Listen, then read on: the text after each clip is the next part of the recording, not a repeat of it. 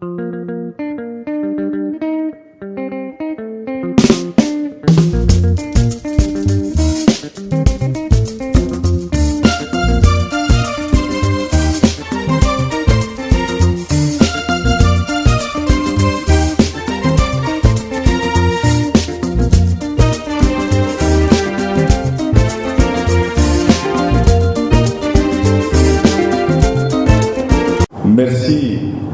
d'avoir répondu massivement à l'appel du Conseil régional par rapport à cette conférence de presse qui concerne un de nos projets phares, et notamment le parc d'embauche de Banankoro,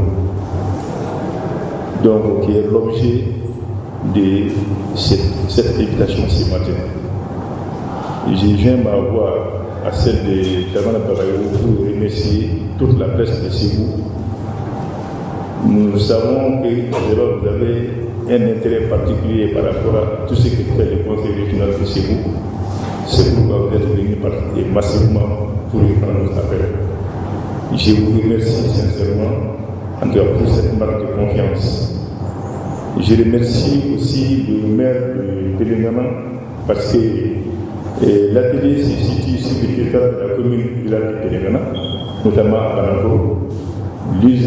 Dans le cadre de la décentralisation, la collectivité régionale a la responsabilité de l'articulation des stratégies de développement régional à travers la mise en cohérence des planifications et la mise en place de cadres de référence des actions de développement. Donc tout ce que vous avez vu comme action avec la délégation de l'Union européenne et le Conseil régional, c'est d'abord à partir des questions de planification, des documents stratégiques et des documents opérationnels. Document stratégique, il y a le schéma d'aménagement régional du territoire, il y a le plan stratégique de développement de la région, il y a le PDSEC, il y a la stratégie d'air, il y a d'autres documents de planification. Donc les activités économiques de la région sont dominées par le secteur primaire, vous le savez bien, et c'est pour cela que tous ces projets que nous avons... Ça va être répondu. Maintenant, je parle par rapport à la maintenance des équipements. Il est très important, il faut vraiment corriger la vie du passé. Parce que nous avons des acquis, mais avec le temps, ces acquis disparaissent. Et si on va encore monter un autre projet, un autre programme, on vient trouver des terrains. Est-ce que vous avez convenu avec effectivement la collectivité bénéficiaire des mécanismes qui vont permettre vraiment d'entretenir ces ouvrages-là, vraiment pour qu'on ait vraiment une utilisation durable? Ma présentation, et peut-être ça m'a échappé. Ma question est vraiment tout simple. L'infrastructure, est-ce que c'est possible de savoir sa capacité d'accueil en nombre de têtes? Ça, c'est le premier point de la question. Et combien d'emplois directs et d'emplois indirects pourront être créés à la suite de cette réalisation? Pourquoi le choix a été porté sur Banankoro pour ces projets? Deuxième question, comment l'atelier d'embauche bovine de Banankoro doit fonctionner? Ɲininkali filanan, sigida minnu ye nin projet in sɔrɔ sala aw y'u sugandi cogo di? Nin ɲininkali fila de bɛ n fɛ. Avec l'Union européenne, nous avons dit qu'on va faire des ateliers d'embauche bovine de 100 têtes chacun. Mais au fur et à mesure qu'on est rentré dedans, nous avons vu qu'il y a des contraintes, soit des contraintes de budget, soit des contraintes techniques qui font que nous ne pouvons pas atteindre les 100 têtes. Donc déjà, avec l'étude complémentaire, le bureau nous a fait savoir que en réalité, on ne peut pas avoir un atelier d'embauche de 100 têtes, mais plutôt 50 têtes. Donc 50 têtes à Banankoro, 50 têtes aussi à Koué Bamana qui a été transporté en Djikorobo.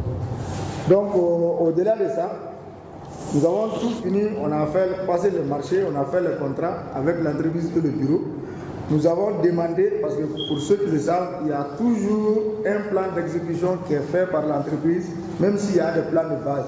Et ces plans d'exécution sont validés à travers le bureau de suivi contrôle. Maintenant, nous avons provoqué une rencontre au niveau de notre équipe PADER qui gère les fonds avec l'AFD et surtout le projet au niveau de Dauna. Il y a des techniciens là-bas, il y a des vétérinaires, il y a d'autres services techniques qui nous ont accompagnés pour regarder de plus près les plans. Et les plans, quand on les a revus, il a été quand même constaté que pour un animal moyen, la surface qu'il faut, et aujourd'hui, les étapes de stabilisation, la surface qu'on les a octroyées ne permet pas d'aller au-delà de 25 têtes. Donc, vous voyez un peu, de 100 têtes, on est venu à 50 têtes, de 50 têtes, on est venu à 25 têtes. Tout ça, c'est des contraintes, en fait, des contraintes techniques et aussi des contraintes budgétaires. Maintenant, les emplois directs et indirects. Il faut comprendre que notre atelier d'embauche, on n'a pas tout dit, c'est un atelier d'embauche école. École en ce sens que ça ne va pas servir que pour embaucher et vendre, mais ça va être utilisé pour former techniquement les embaucheurs à comment faire l'embauche industrielle. Donc c'est fait pour ça. Et c'est pour cela que le nombre ne nous a plus inquiétés. Déjà, quand au sortir de cet atelier, nous allons provoquer un autre atelier avec les embaucheurs, que ce soit les embaucheurs de Pelengana, c'est prévu dans le projet, que ce soit les embaucheurs de Yono. Donc, ils viendront déterminer ici les critères pour accéder à l'atelier d'embauche. Donc, mais par exemple, si moi je suis intéressé, je remplis les critères. Par exemple, on peut dire pour chaque embaucheur, il faut amener 5 têtes maximum. 5 têtes, mais les 5 têtes, tout ce qu'il y a autour de ça, c'est moi-même qui prends ça en charge. Notamment la nourriture, notamment la santé animale et tout ce qui s'ensuit. Mais le côté formation, ça c'est le conseil régional.